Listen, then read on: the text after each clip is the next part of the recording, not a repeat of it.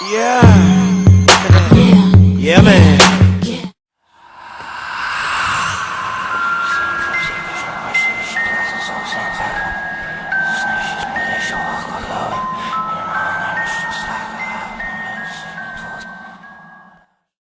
Wow, this Pokemon Go thing is getting insane. People are going to the extreme to catch these Pokemon. Before you know it, they'll be skydiving for a Mewtwo, or scuba diving for a Seadra or a Gyarados. Who knows? And as bad as I would love to take a rocket to outer space just to see if there's Pokemon up there, I can't ever get on. The servers are always down. And I'm not sure when I'll be able to get on because it seems like this hacking group called Poodle Corp will be taking down the servers August 1st. We'll be taking down Pokemon Go, all of the servers for Pokemon Go for all day long for 24 hours on August 1st for proof, I suppose. In 2 weeks? But anyways, monsters, have any of you explored any creepy places? If you have, let us know in the comments below. Now tonight's chilling little tale leads us deep into the forest. Now, there should be nothing to worry about, right? It's not like there's anything creepy out here, or is there?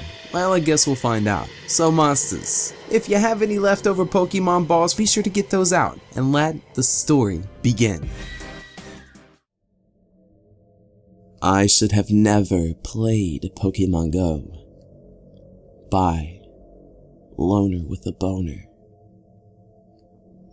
To be honest, I've never been into Pokemon, so it was a big surprise to me that I became this obsessed with the game. I've gone from being a couch potato to taking 3 walks a day.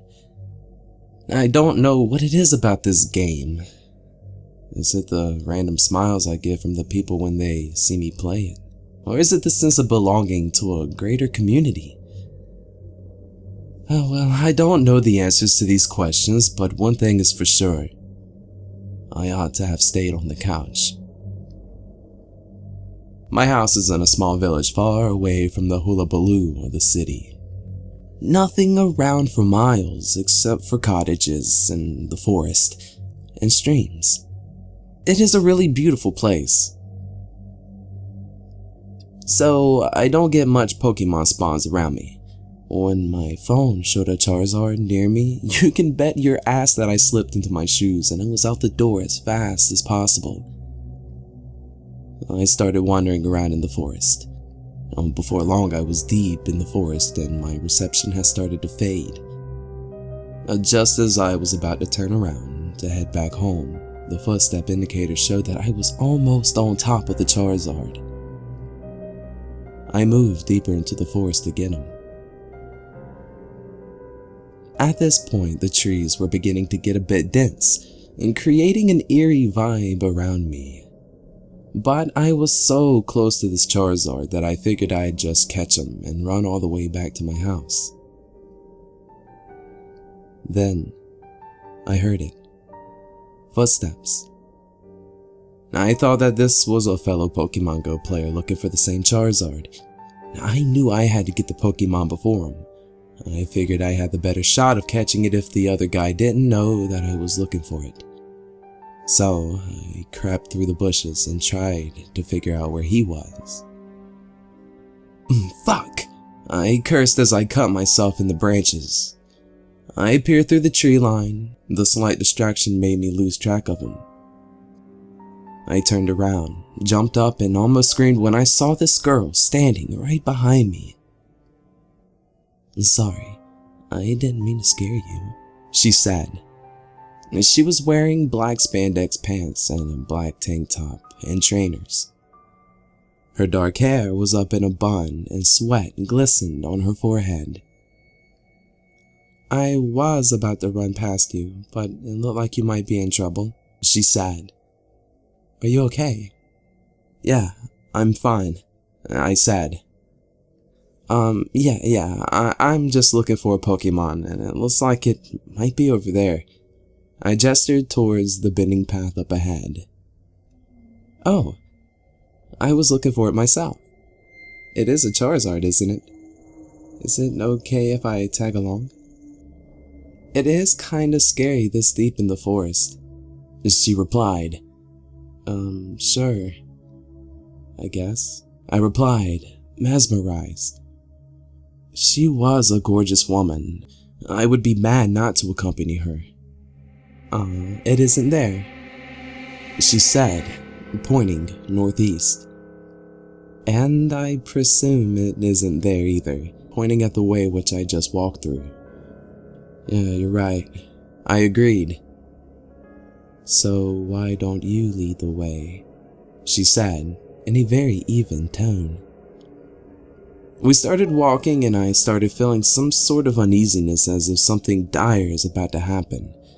This feeling hits me in the middle of my stomach, and a strong eerie feeling washes over my body that makes me sick.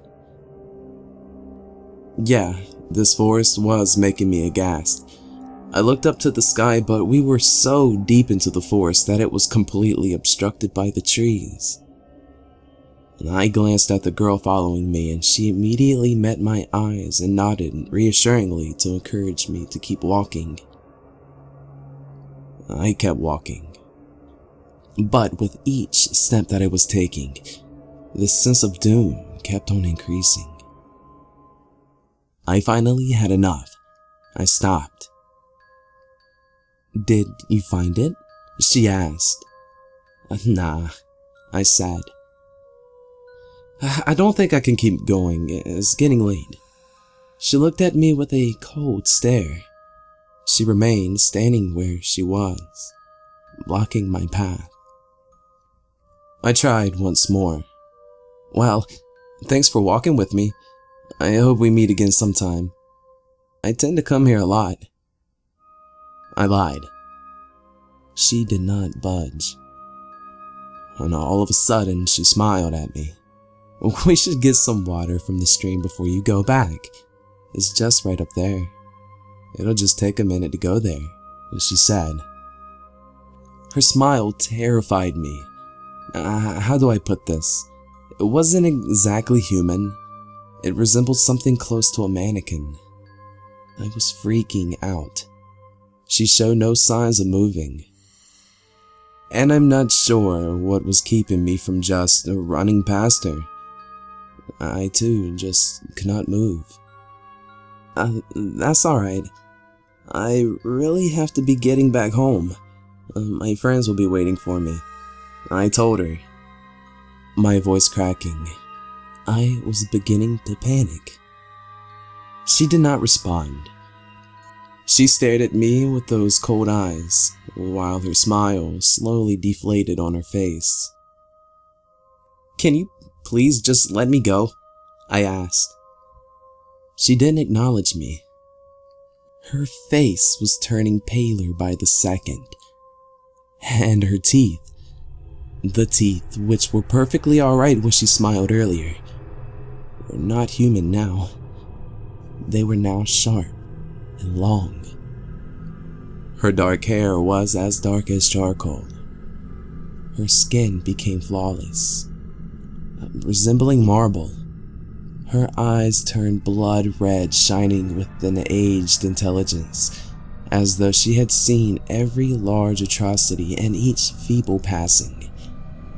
She looked more beautiful, yet more terrible than any woman I have ever seen.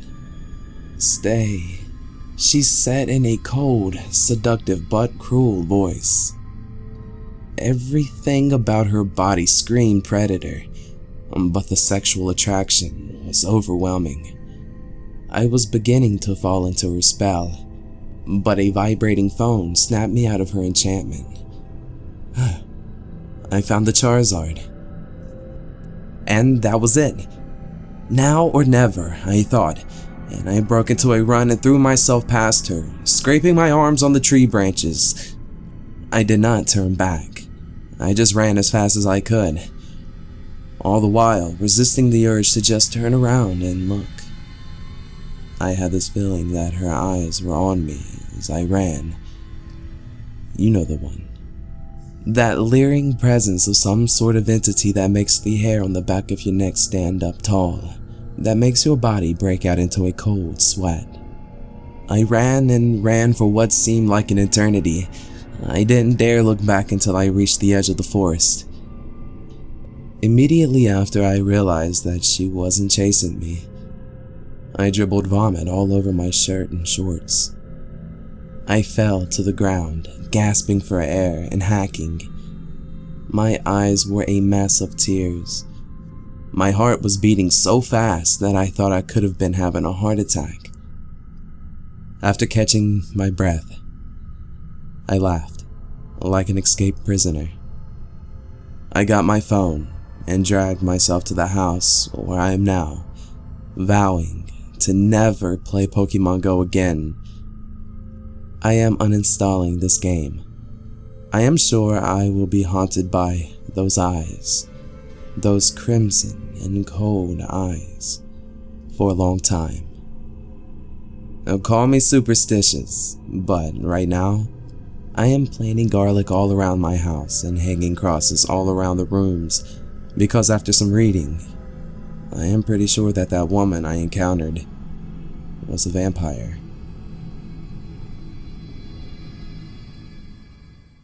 Well, monsters, it seems that our friend in tonight's story almost got a little too close to what he believes is a vampire, and it seemed that she was trying to put a trance on our friend here. Luckily, he got away. Unfortunately, I guess he didn't get the Charizard, but he left with his life. I would have to say this story is fictional. Another one of those creepypasta stories, I suppose. And monsters, if you leave a like on tonight's video, like in 5 seconds, you'll hear your doorbell ring. Open that door, and you're gonna see a freaking genie lamp sitting right there at your feet. Now, what you gotta do is pick it up, spit on it, shine it up, wait for this big goofy blue genie to pop up, and ask for 3 wishes. And for those who are new, and if you haven't done so, be sure to subscribe and become a monster today. Big shouts to all of you out there, and like always, till next time.